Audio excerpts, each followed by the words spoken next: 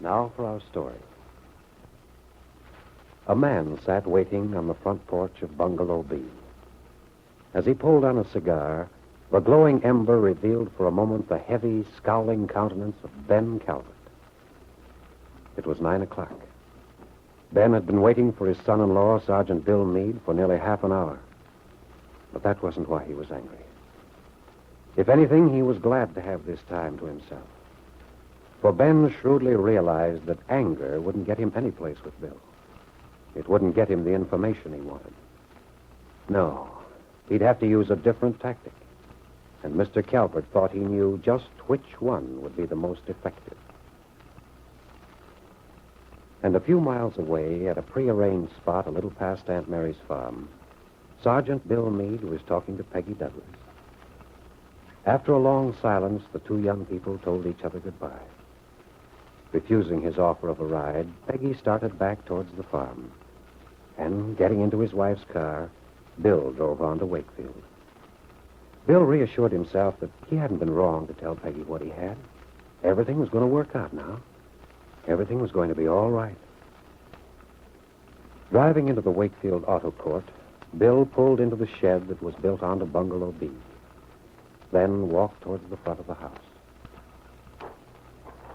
Well, hello, Bill. Oh, Mr. Calvert. I've been waiting for you. Why? What's the matter? I just wanted to have a little talk with you. Got some time, or are you going someplace? No, I'm not going anyplace.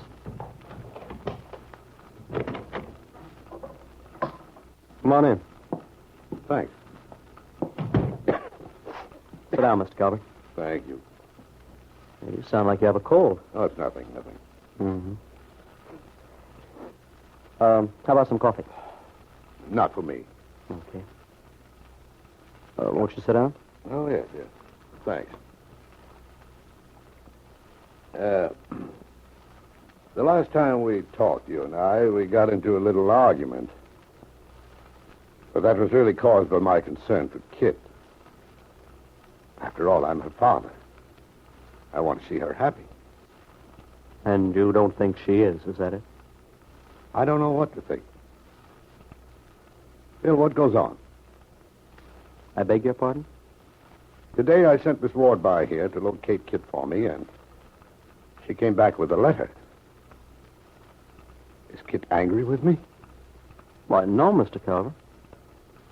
And then why on earth did she have you drive her over to Stanton to take the train? Why didn't she even tell me goodbye?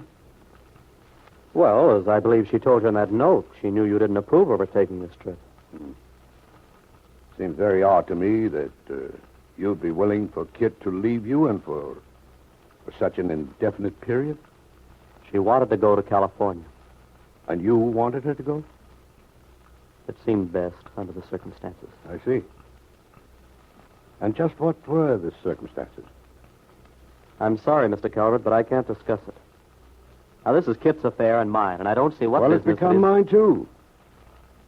It's become mine when Lefty Larkin walked into my office this morning and told me to keep you away from Peggy Douglas. What did you say? You heard me. If you have no feeling for protecting your wife, I have. I'm not going to have Kit hurt. She isn't going to be hurt, Mr. Calvert. Well, what do you call it? With you running around with your former girlfriend. I'm not running around. You mean Larkin wasn't telling me the truth? You haven't been seeing Peggy? Not in the way you mean. Look, Bill, I don't care about your delicate shadings. Have you or haven't you been seeing her? I don't feel I have to answer that. Well, if you're going to let me draw my own conclusions, I can come to plenty. If I have to work in the dark, I'll do it. But it would be a lot simpler and better for you and everybody concerned if you'd be honest with me. I can't discuss it with you. Why not? Does Kit know anything about you and Mary Lane's niece? You're assuming that there's something to know. Yes, I am. And I haven't noticed you flatly contradicting me. It doesn't need any contradicting. And I don't care about discussing my personal affairs with you, Mr. Calvert. You may not like it, but you'd better. Don't be stupid, Bill. What you don't realize is that I can be tolerant and helpful if I'm let in on the ground floor. No, I didn't know that. But if things are kept from me, as in this instance, well, that's a different story. I'm beginning to think I had the wrong idea of your character, Bill. When you and Kit were first married, the way you insisted that she live here instead of at my house, where she'd be more comfortable, the way you wouldn't let her use any of her own money, I thought that was because you were a proud, idealistic sort of chap. I had you pegged as a pretty conventional fellow. But now, suddenly, out of the blue, Kit goes on this extended vacation, and you start hanging around the Lane farm. Yeah. I think I'll have to reverse my conception. Because maybe you have Kit more thoroughly under your influence than I thought. Perhaps you're behind this trip of hers. Maybe you wanted her to go to California. That isn't true. We both decided it was the thing to do. Oh. The way you said that, it sounds as if it was quite an important decision. Is this marriage going on the rocks? You know, Bill, silence usually means affirmation. Yeah, I know. But that isn't necessarily true in this case. Now, look, Mr. Calvert, you're wasting your time. I've told you before I don't... know. Yeah, I know. You won't talk about it. No, that isn't it. I can't at the present time. That sounds rather suspicious. Well, I've certainly come to one conclusion.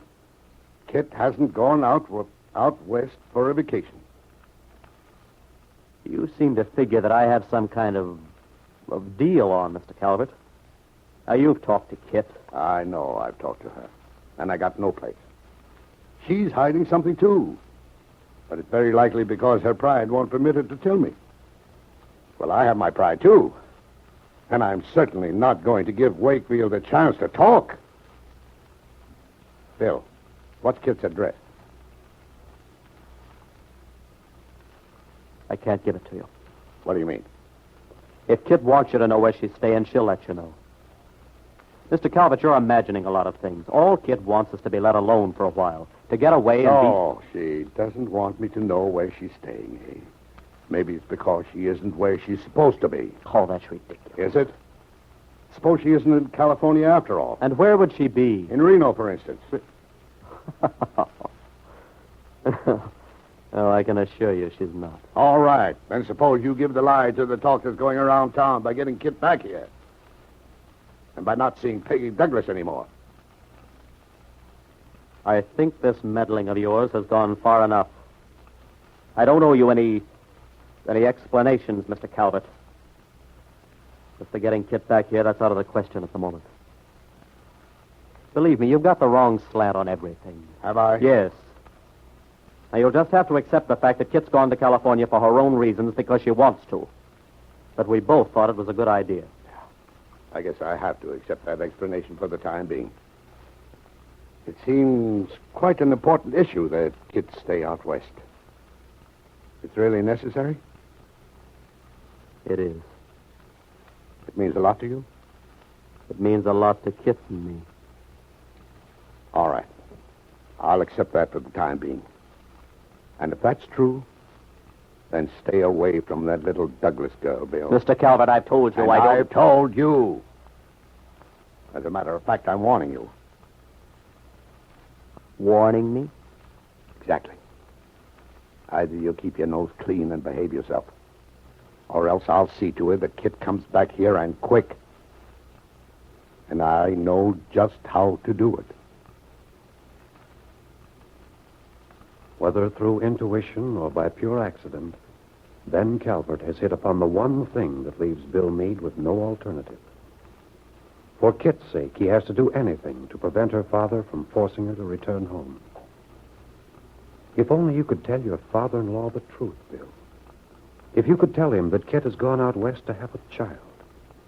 With Ben Calvert's feeling for public opinion, his knowledge of the expected baby's heredity, he wouldn't be so eager to have his daughter in Wakefield. But you promised Kit you wouldn't tell anyone, didn't you, Bill? The future depends on Kit's being able to stay in California. So it looks as if Sergeant Bill Meade will have to forego his innocent meetings with Peggy Douglas. And how will she be able to understand that?